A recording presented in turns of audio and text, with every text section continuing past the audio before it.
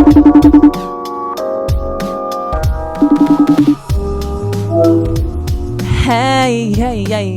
besties, and welcome back to Bestie Hotline, your go-to chat for all things pop culture, hot takes, and life updates. I'm your host, Micaela Esteves. You may call me Mika, but if you want to call me Micaela, you absolutely can.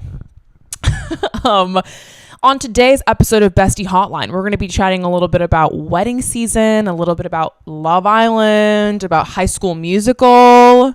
Yeah, you heard that right. High School Musical.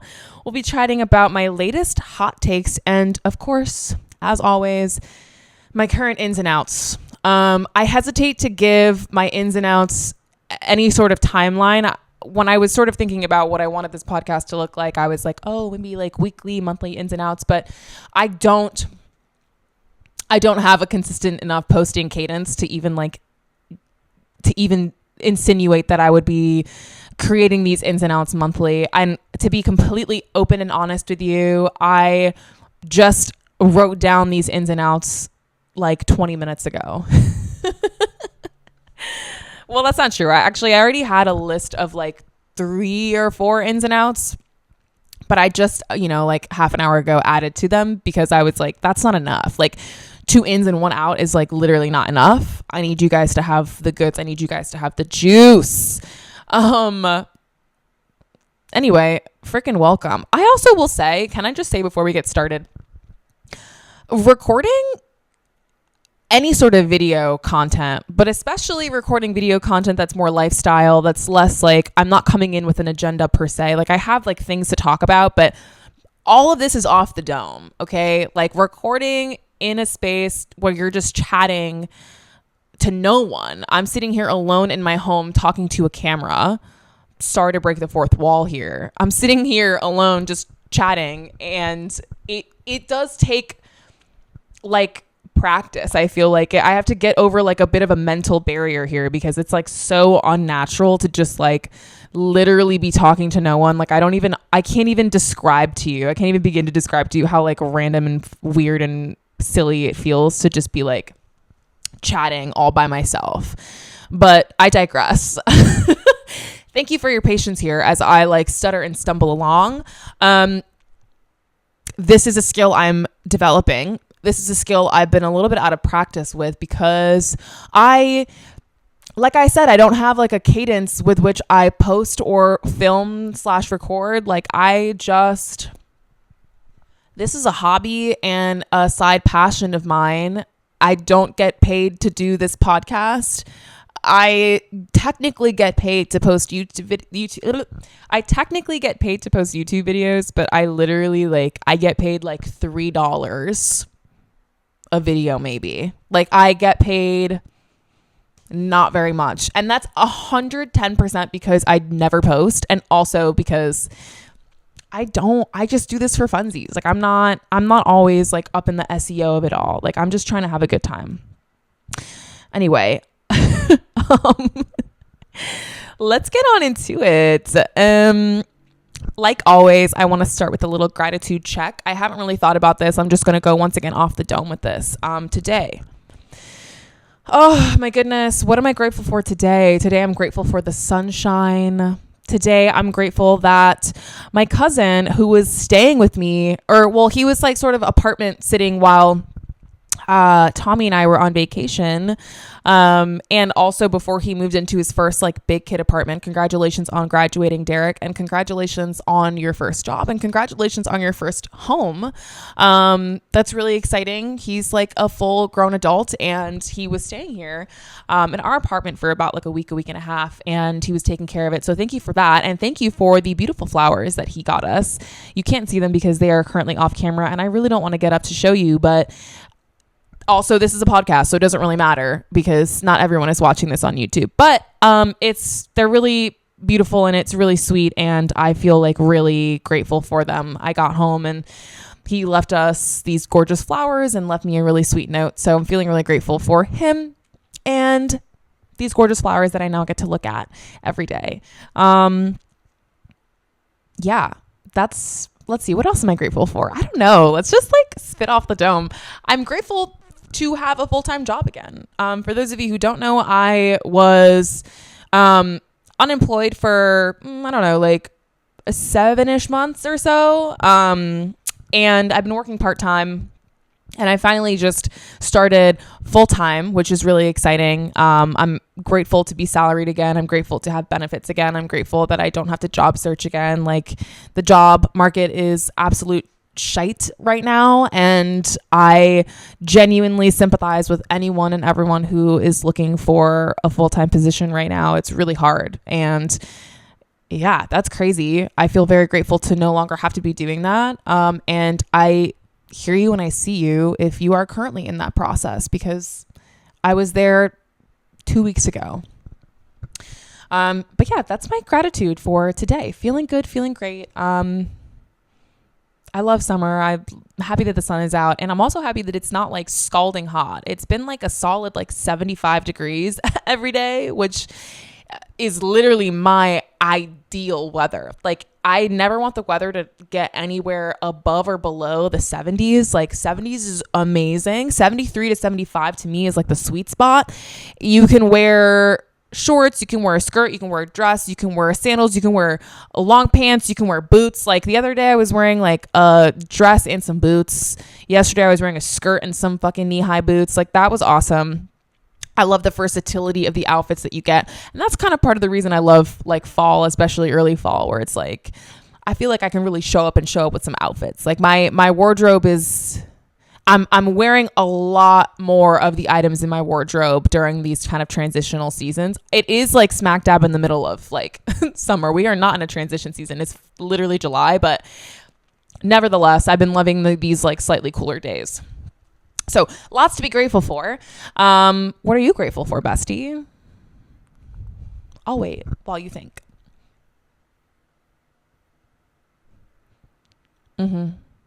I love that.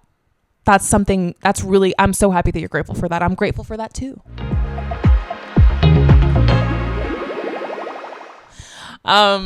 Cool. Let's get into it. Okay. Pop culture corner, everyone. Hello. Welcome to the pop culture corner. Today I have a few things to chat about. First, I'm going to chat about the fact that it's wedding season. It's summertime.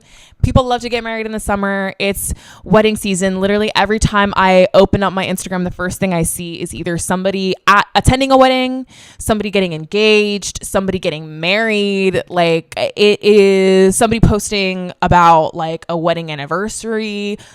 That's literally not an exaggeration. It's actually every single time I open up my Instagram. Actually, last summer, I remember every time I opened up my Instagram, somebody else was getting engaged, which was so wild.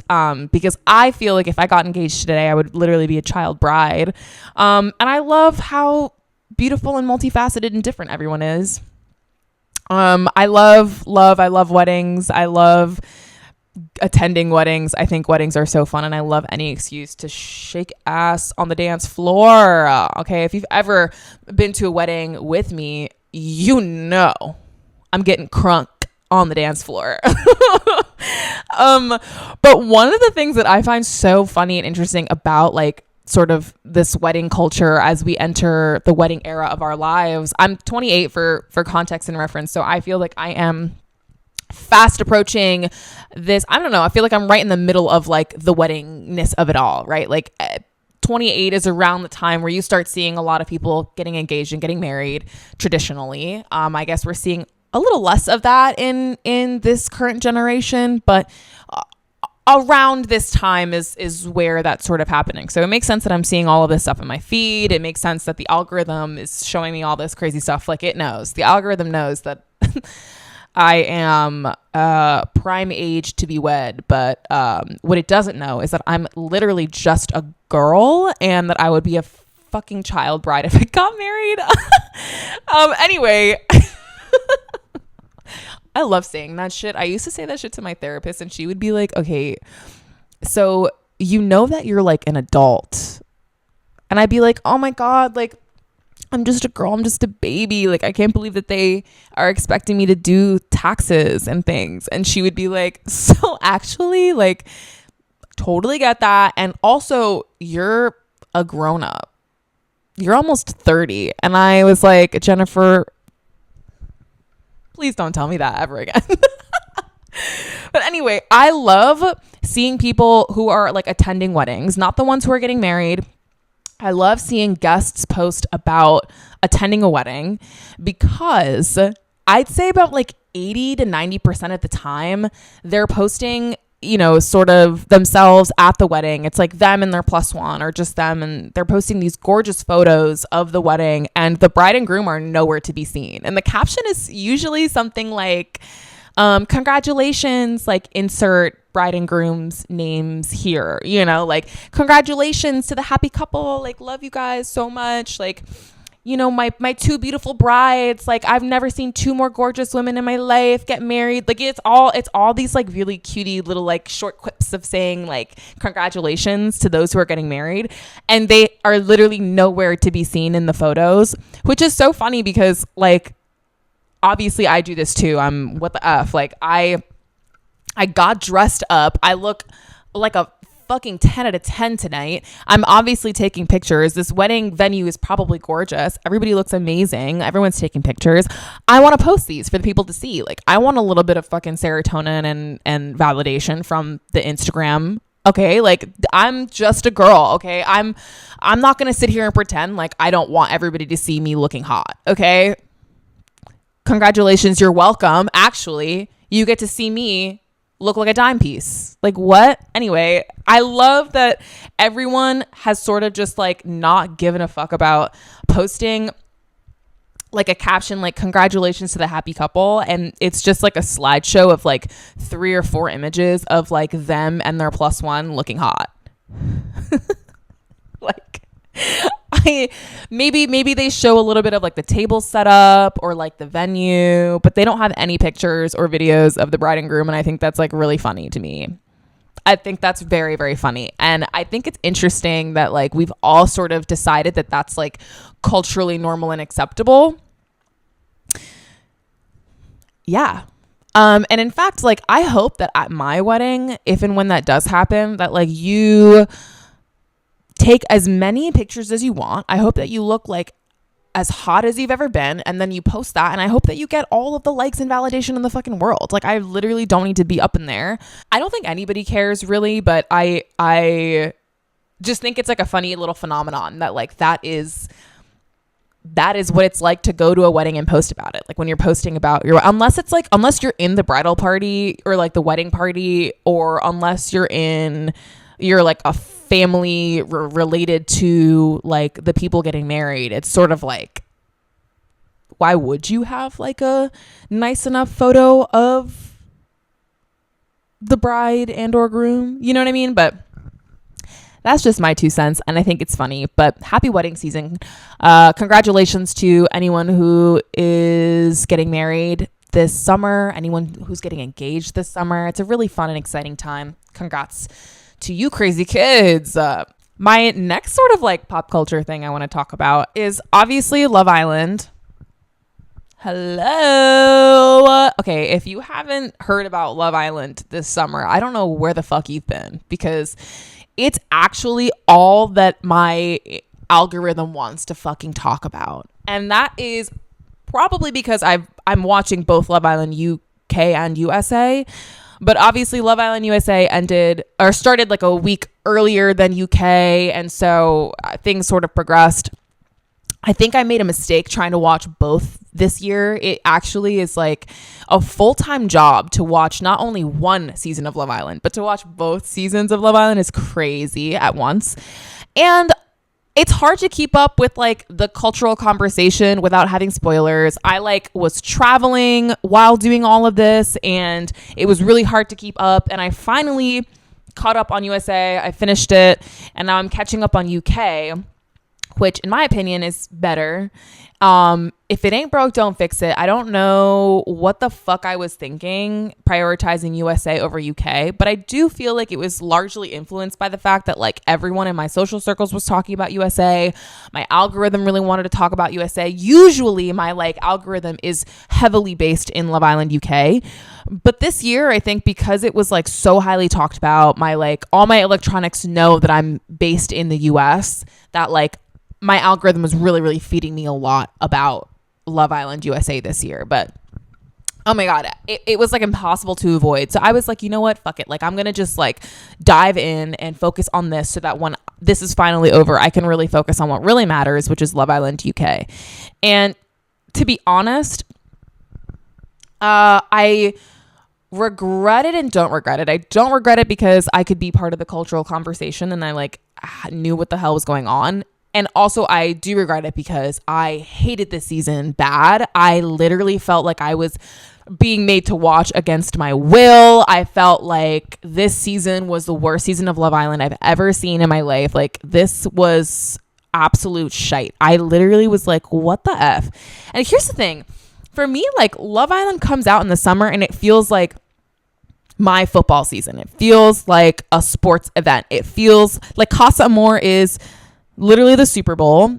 I'm pretty sure this is like a direct quote from Bestie Maddie Drosbeck. Like, Casa Amor is my Super Bowl. Like, it literally is. I guess technically like the finale is my Super Bowl, but I care a little bit less after Casa Amor. Like, after movie night happens, I don't really care that much because then it's sort of just feels like a competition for like which couple is best and which couple is better and blah blah blah blah blah, and it just kind of like loses a bit of its magic. But that's another part of what the fuck pissed me off bad about Love Island USA. And let me get into it really quickly because Love Island USA this season was bad for a lot of reasons, but even through all of that, somehow like it had potential up until Casa Amor, and here's why.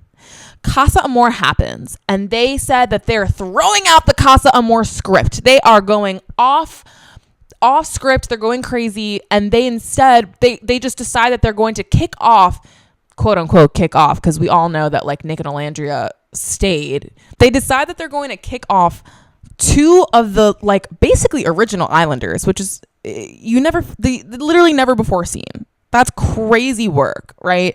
And then they bring back all of these Casa Amor people, and suddenly there's like literally 20 people in the villa, and then we have to watch a stupid ass recoupling that is like half an hour long because we have to sit here and watch 12 people make a decision about who they're going to recouple with.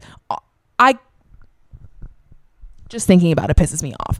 Now I'm sitting here and I'm like, I don't even know half of these people's names. Like, the people who are left over get kicked off the show. Now there's 12 new fucking people. I don't even know who they are. I'm trying to keep up. It's confusing. I didn't even know they had this many beds in the fucking villa.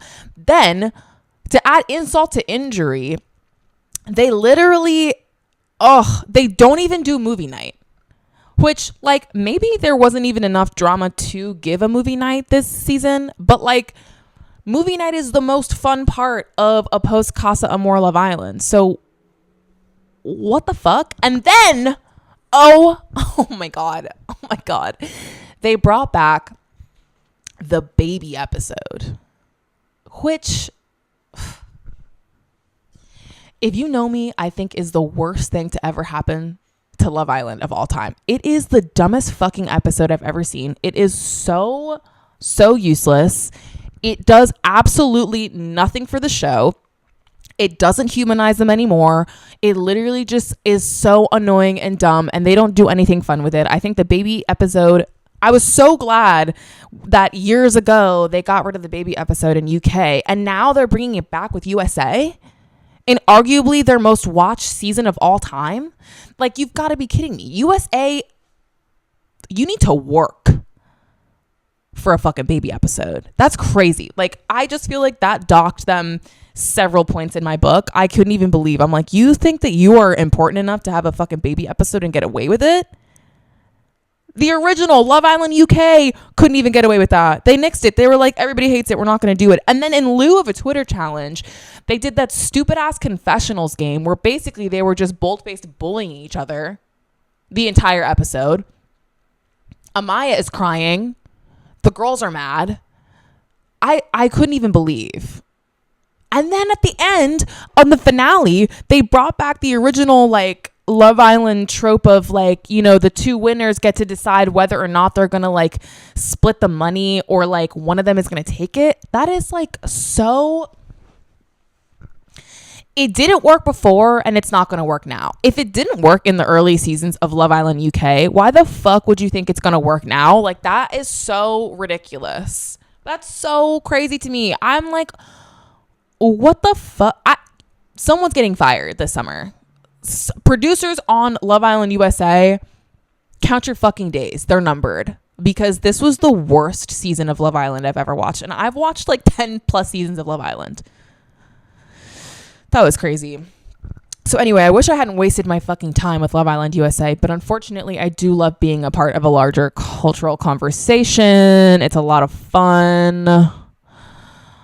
But I gotta say, this season of Love Island USA drained me. I really felt like I was watching against my will. I felt like I was watching because I had to, not because I wanted to. So I'm really glad to get back to my roots and be watching Love Island UK right now. My current opinions, Harry and Harrison, thing 1 and thing 2, some of the worst dudes to literally ever walk the Love Island villa floors. I hate them with a burning passion. I couldn't even begin to describe to you the levels of disgust and disdain I feel for those two fucking bozos. They suck. They suck really bad. And you know who's falling for it? Helena. Helena, the pick-me of all pick-me's. And it's like, obviously, the two worst fucking dudes in the villa keep tossing Helena back and fucking forth like a toy because she lets them. And Harry literally said that. Harry literally was like, I treat her like shit because she lets me. Like, that is so crazy to me. Like, I can't even believe. So watching these two men on the show is actually low-key kind of scary. Like, they are diabolical in the most derogatory way I could ever conceive. Like, I'm like, I get like goosebumps. Like, I'm literally like scared for what the fuck is about to come out of their mouths. They are like so horrible. They're everything you fear from like fuckboys and then some. And don't even fucking get me started on Dijon and Meg. Oh, my Meg. None of these other girls are my Meg. Are you scared of Meg or do you actually like her? Like, I'm so confused here. Like, what? I feel like anybody who sits and watches Love Island UK and says that Helena and Meg are like in the right and that they like them is tapped, cooked, fried, fucking crazy. And if that's you, I'm not even sorry. Because what the fuck? Are we even watching the same show right now? That's actually insane. Like, hello? Justice for Tony. I feel like Tony's getting a lot of flack, and unfortunately I think it's because she's the only American on the show right now, and I think that like that sort of is a little bit jarring to people because the Brits want to pretend to be all like, ooh, I'm polite, I'm nice, we have to be polite and with all the niceties, and she comes in she's keeping it real, she's tweaking a little bit, but she's willing to admit that, hey, sometimes I'm a tweaker. What the F, like, sue me. And I'm living for that drama. She's the realest one in that entire villa. And I need justice for her. I also can't believe that the two like worst dudes in the villa are literally like named they're both Harrisons. Harrison and Harry. That's crazy. Anyway, I'm not caught up. I'm not even at Casa Amor yet. I'm almost at Casa Amor for UK, which I'm going to love. I know it's going to be diabolical and it's going to be good. One note for the Love Island producers is, can we stop bringing in people with the same fucking name? Like, they love to do that. I'm like, what is good? Like, why is there a Harry and a Harrison? Like, why is there a Meg and a Megan? Like, why are we doing this? Like, you know what I mean? Let's maybe of the applicant pool choose people who don't have the same name. I feel like one season there were like 3 or 4 Jessicas. Like, what? You have like 2 Jesses and a Jessie. Like, that's crazy. That's fucking crazy. Do you know? Anyway, Love Island UK is better than USA this year. Shocking literally no one, surprising literally no one, obviously. It's always better. But it's also pissing me off a little. I don't know. I'm feeling a little bit more critical of Love Island this summer. I don't know.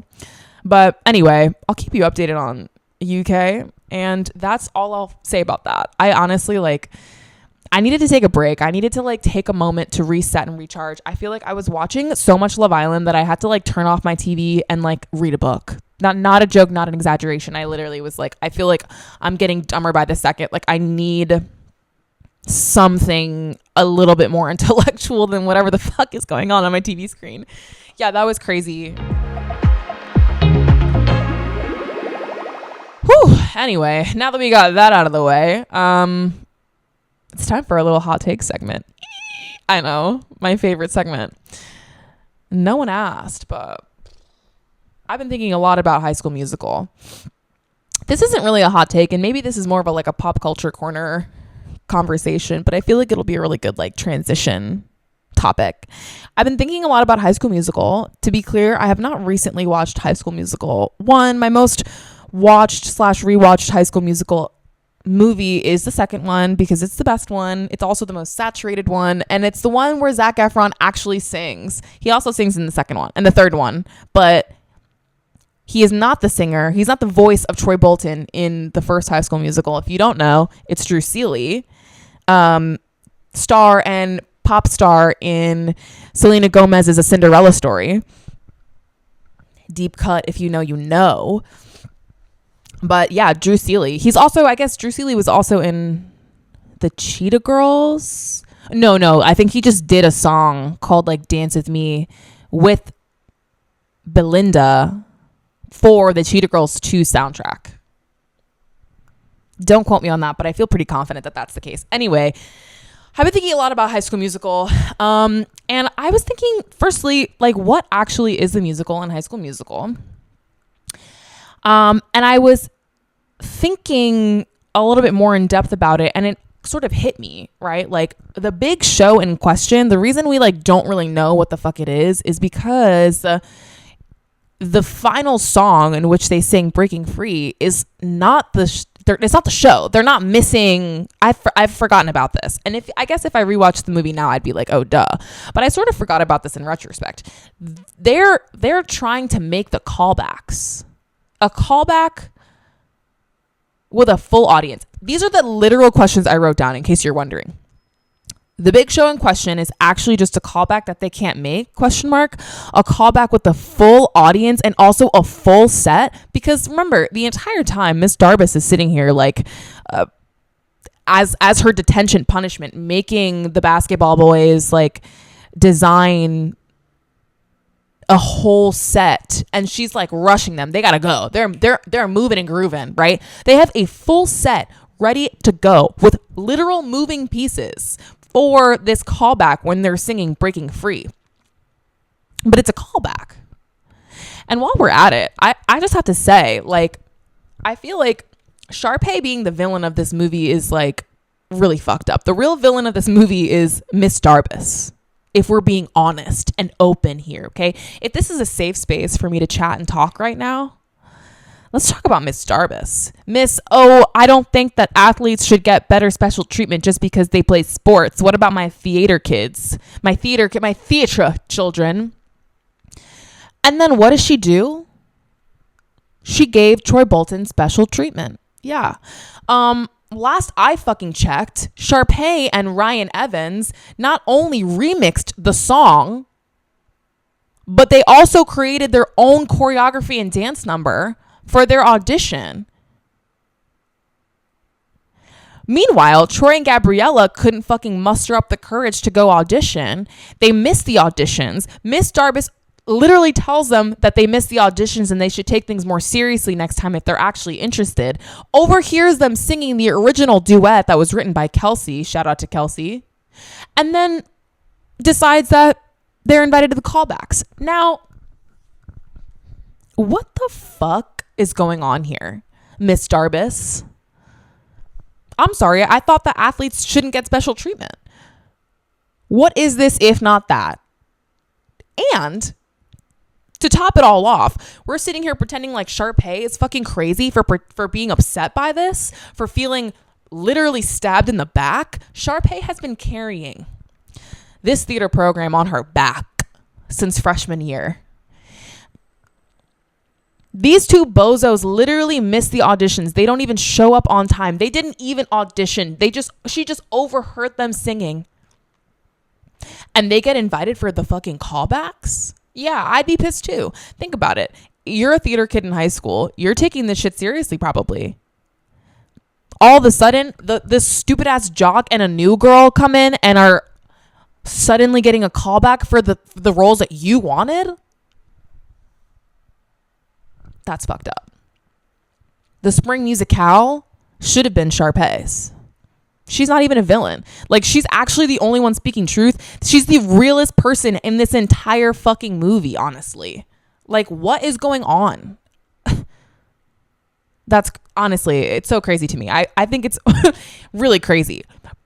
Back to, however, the actual callbacks, right? Because this whole movie culminates in breaking free. Gabriella is able to make her mathlete meet. Troy is able to play the big game that is looming over their heads for months, weeks, I don't know. And then they're finally able to make the callbacks. They're doing all of this to make a callback, bro.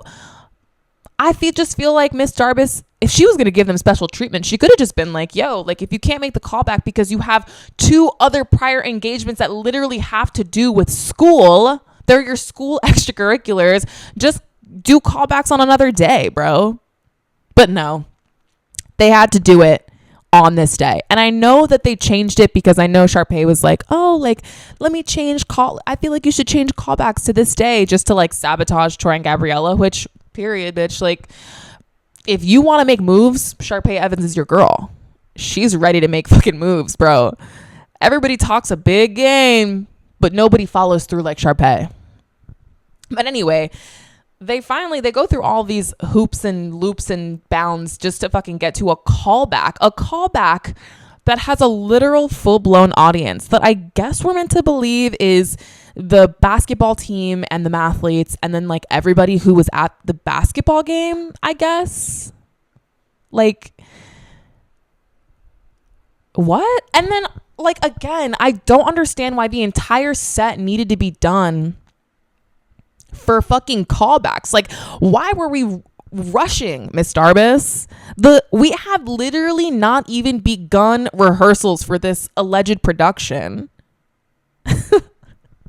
This production for which Breaking Free and Bop to the Top are part of the musical score, right? Or are those just like secondary audition songs? I don't know. I literally don't know. I don't know what the musical is in High School Musical, but I do know that Miss Darbus is fucked. And that's my hot take, I guess. This makes sense for this segment. Miss Darbus is the real villain of High School Musical. And I want you to think about that. My next hot take. I'm just confused. Like, what was that? What was all that about?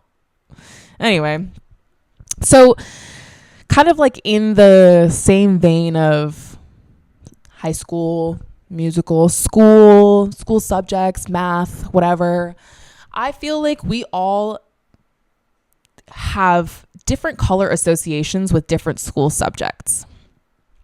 For me, math is red, English is blue, science is green, history is, I don't know, maybe yellow or purple. Like, I who gives a fuck? I literally, history was my least favorite subject, and so it makes sense that I don't inherently just have like a color set for that. History was just like whatever color is left over is what I'll assign to history. But I guess I probably had like purple most often for history.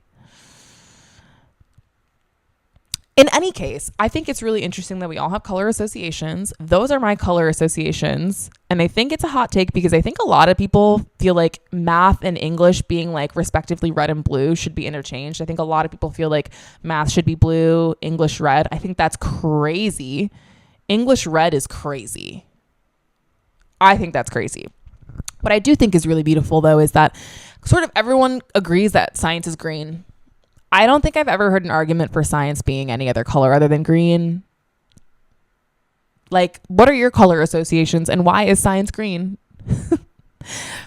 I don't know.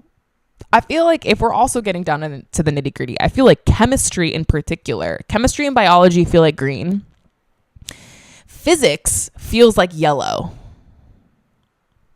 No disrespect to yellow. It's my favorite color. Physics, I did not like.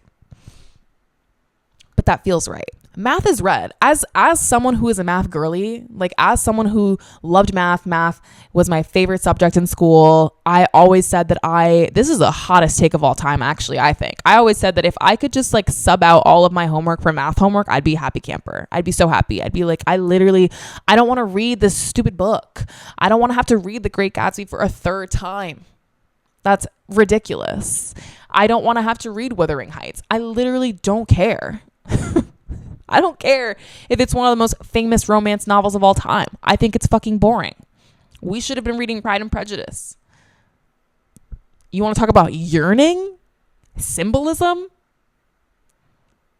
Jane Austen, baby. Yeah.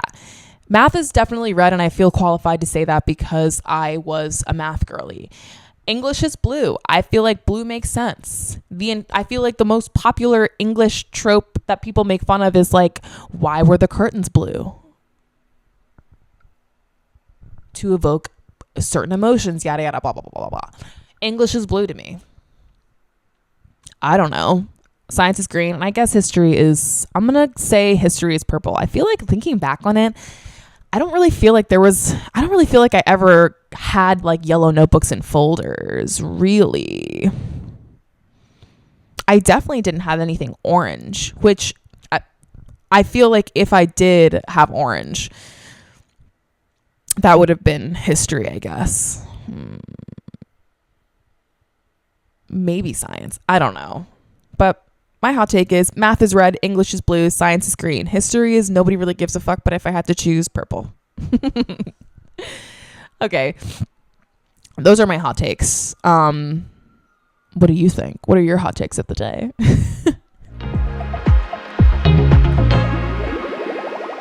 All right. Usually around this time, I like to share some personal stories, funny moments, anything that's like on my mind. I'm drawing a blank right now because I feel like I was just so hyped up talking about Love Island and High School Musical that like I feel like I've said everything I have to say right now. But I'm happy to get into my ins and outs of the week. Love my ins and outs of the week. Like I said earlier, I guess they're not of the week because I don't record or film or edit or post on any sort of cadence at all. So I literally like, this is not like a weekly thing. So maybe this is like quarterly. Maybe this is like, what the hell do I know? Like monthly. But anyway, these are my ins and outs for this episode in particular. My ins. Saying what the hell, instead of saying what the hell, saying what the helly, what the helliana, what the helliante. I don't know. It just has a little extra oomph, a little extra pizzazz. Like, what the helly? Like, I feel like what the hell is too aggressive. And in that same vein, I've been saying what the F a lot. I think that like what the fuck feels too aggressive for certain scenarios. Like sometimes it doesn't actually call for a what the fuck, you know? Like sometimes it's a what the F moment. What the actual F? You guys, what the heli, what the heliante, you know, I've been loving saying that. I've been loving saying that. I've also been thinking a lot, and I don't use this phrase often, but I'm trying to figure out where I can actually incorporate it into my everyday vernacular. Doing anything crazy style, I think is so funny. Like, getting in there crazy style, like, oh, like I'm about to fuck up this dinner crazy style. I don't know. That's not a good example because I haven't quite figured out how to incorporate that into my day-to-day language without it being like inherently like inappropriate or sexual. Like I feel like it's used in a sexual context a lot, but I don't want to use it like that.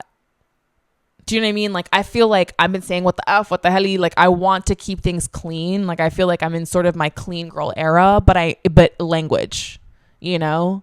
Like I'm not a clean girl aesthetic kind of a girl because I'm a maximalist and I love having stuff. I like looking at stuff. I like adding accessories and layering and things. But for my language, I think it's time to clean it up a little bit. What the F, what the hell, and saying things crazy style. Yeah, if you have any thoughts and ideas on how I can incorporate crazy style into my language, you let me know, because I really like it. I like reading it. I like hearing it. I think it's like really goofy, silly, funny, and it brings me so much joy. Another in is Halloween planning. Ooh, it's July 23rd on this day to be exact. When this video and podcast go live, I literally don't know when it will happen. I literally don't know when I will be posting this podcast, but I'll let you know. But Halloween planning begins in the summer. When I was a kid, I used to like make fun of places like Home Goods and Walmart and shit for like selling Halloween things in fucking like July and August. But hey, here I am, and I get it. I understand. Halloween is my favorite holiday. It's so much fun. I love picking a costume. It's part of the fun of I just love the brainstorming of it all. I love fall. I love spooky season. I love everything that comes with it. I love the colors. I love the TV shows and the movies that come out. I love spooky. So I think it's time to begin my Halloween planning. Tommy and I were literally having a conversation last night about what our Halloween costumes might be. So after this, I might do a little bit of brainstorming. Oh my God. I know Pinterest hates to see me coming this time of year. Oh my God. Hates to see me coming. Also in sunscreen. Need I say more? Applying sunscreen. The UV index is actually cuckoo bonks bananas these days, and I need you to stay protected. I went on a girls trip to Greece last month, and literally day one I got like a sunburn across my chest because I didn't, I guess, apply enough sunscreen, or I didn't reapply or something. And I felt so dummy and silly. I was like, what is going on? So no sunburns, no melanoma. We are protecting our skin. We are protecting ourselves from the UV rays, bro. Come on now. I also recently found out, not so recently, maybe this was like a couple years ago, I found out that the blue lights from like your phone and your computer and shit also have like a UV index. I don't know how actually true that is. So like, feel free to fact check me. Do not quote me on that. But that is what I have heard through the grapevine. And I think that's fucked. But as someone who does have to sit in front of a fucking computer screen every day, and who has to use her phone for work all the time, and who likes to sit by the windows because I love a little sunlight, I think it is important to wear sunscreen every day, especially in the summer when the UV index is really high and the sun is hitting us more directly. We have like no ozone layer. So yeah, we got to protect this skin. Especially my melanated sisters. Oh my God. Don't fall for that fucking propaganda that like black people don't need sunscreen. That's crazy. That's literally insane. And there are sunscreen brands out there that do not leave a white cast. So you have no excuse now. Put it on. You'll be looking glimmery, shimmery, shiny, and beautiful. Your skin will thank you in another 20 years. Seriously. Wear sunscreen. And lastly, I just mentioned that I was on a little girly pop trip. And my last in of this episode is girls trips. Yeah, you heard me. I said it. Girls trips till I die. I need to take at least one girls trip a year or I will die. That's doctor's orders. I don't make the rules, okay? I'm just following them. If I don't have a little vacation time with my best friends, I will literally wither away and die. And nobody wants that. Nobody wants that. For my out, as literally always, cow's milk. You've got to be fucking kidding me. Nope. Nope. I posted a video like years ago on TikTok that was saying like I think it's absolutely nutso. I think it's crazy cuckoo bonks bananas that any adult drinks cow's milk from a fucking glass. Like I think it's crazy that you would sit down with a meal and a glass of fucking milk. The only time I would ever dare to say that that's acceptable is if you're like eating a dessert, a chocolatey one more specifically. I literally think it's so wild and like, oh my God, nasty, dare I say disgusting, to sit down with a meal, a dinner or a lunch or whatever the fuck, a savory umami ass meal, and you're gonna sit there and drink a fucking glass of milk. What is wrong with you, bro? That's wild. And then recently, literally like I think today or yesterday, somebody commented on that TikTok video from like literally 3 years ago, maybe 4, I don't know. And they were like, yeah, I love to drink milk, especially with ice. Ugh! I literally like,